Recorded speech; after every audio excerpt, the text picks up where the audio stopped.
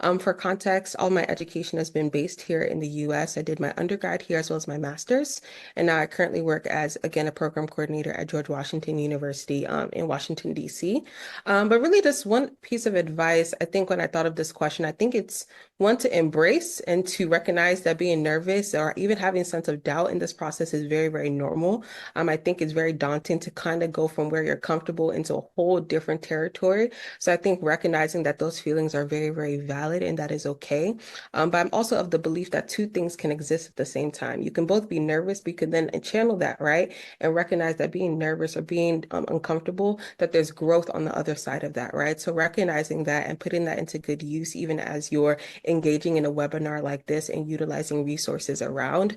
So again, a piece of advice is to recognize that there's growth on the other side of being uncomfortable. And then also recognizing that the landscape when it comes to higher education, it is hard in comparison to, right? The assignments, Yep. everything is just on a different scale. So I think embracing that difficulty, but again, also remembering and believing in yourself that you're able to do hard things. And then, of course, in this process, to remember to take care of yourself, right? To pour into yourself and also seek out resources, whether that's through mentorship or counseling and more, to kind of help you throughout this process.